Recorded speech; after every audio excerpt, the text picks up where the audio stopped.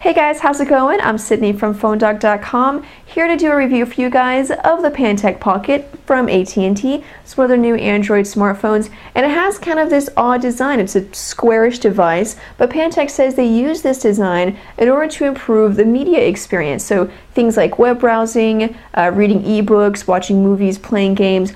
Those things are supposed to be more enjoyable because of this display that has a 4:3 aspect ratio. So, the question is, did their plan actually work? Is it more enjoyable when doing those things? So I'm going to answer that question in the full review, and then I'll talk about the phone, its performance, the display, camera, different things like that.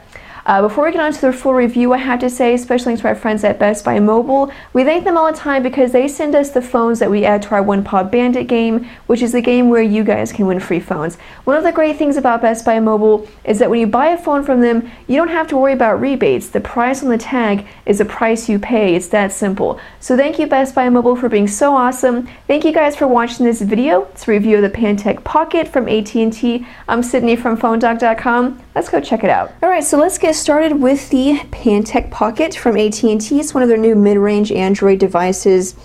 And as you can see, it has kind of an interesting design. It doesn't look like most other smartphones on the market.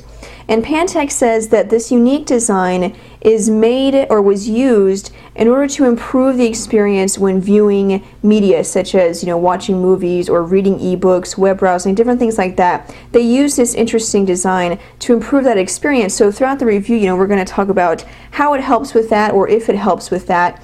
But, just in terms of specs and hardware, even though it's a mid-range device, it has a pretty good spec sheet. So on the front here, we have a 4-inch display. And again, it's kind of a squarish design, so it has an aspect ratio of 4:3. It has a resolution of 600 by 800, so a pretty decent resolution. If we take a close look at some of this text here, if you look closely, you might notice some roughness around the edges, but you'd have to look pretty closely in order to notice that. But for the most part, text has been smooth, graphics look good. You can see the wallpaper on the back here, it's colorful, the colors show up well. Overall, I've been very pleased with the display. Now, powering the device, we have a 1 GHz Qualcomm Snapdragon S2 processor.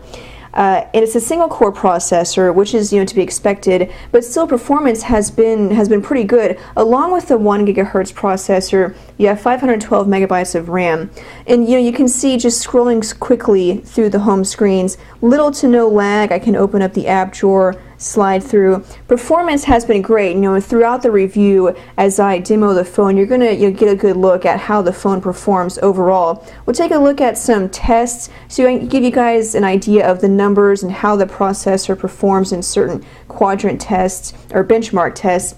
So here's the Quadrant Standard app. We'll wait for it to complete the test, and then we'll take a look at the scores. So you can see the test results here. We have a score of 1,194, so a decent score. It's kind of low on the list. Keep in mind we have a lot of other devices that have come out that will score even higher than this, but there's a score on the Quadrant Standard test, and then we'll go over to another test, and here we have 33.1 inflops at a time of 5.09 seconds. So those are just a quick numbers to give you an idea of the performance. But overall, I've been very pleased with the device. I've been able to perform most tasks with little to no lag.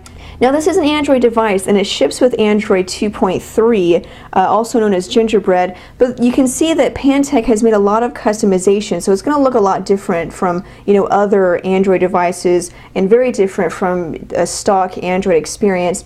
So we'll go over some of these customizations. I really enjoy Pantech's UI because to me it seems it's perfect for someone who is new to Android, or maybe doesn't know the ins and outs of the OS and everything that you can do to customize it. So one of the nice things is that the device comes with several custom widgets made by Pantech. Now obviously you can download a lot of these widgets from the Android market, but it's nice to just have these right on the device so you don't have to worry about searching for them. You can just get it out of the box and then add some widgets to your home screen. And the widgets have several options, or several style options for each widget. So you can see here's a clock, but we have 15 different options in terms of size, design, style, different things like that. Same thing for all of these widgets.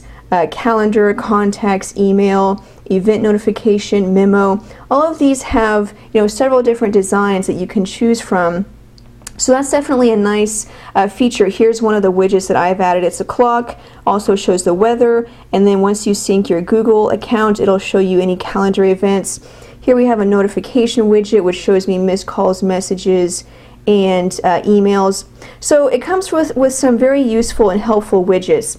Along with that, in the notification bar, we have a new look for one thing, but you also have some toggle buttons for Wi-Fi, Bluetooth, GPS, alarm, and then turning the sound on or off. Your notifications will also show up here in this area.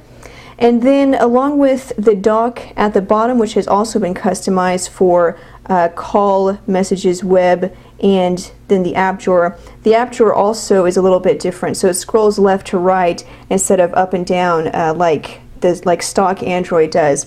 Now, one note on this dock at the bottom here, you can't customize that. So it's calls, messages, web, and the app drawer. By default, you can't change that.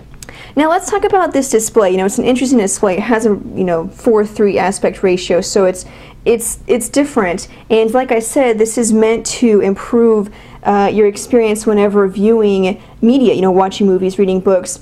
And honestly, it does help a lot. For example, if we take a look at this ESPN app, which will show me scores as well as news, and just having that widescreen display, it fools you into thinking that the display is larger than it really is. Granted, 4 inches is a pretty, good size display, but just the widescreen format just makes it just improves the experience in terms of, reading or viewing multimedia. So if we scroll over here, and then if we compare that to, another display with, a normal aspect ratio, and if we open the same, and we'll go to news.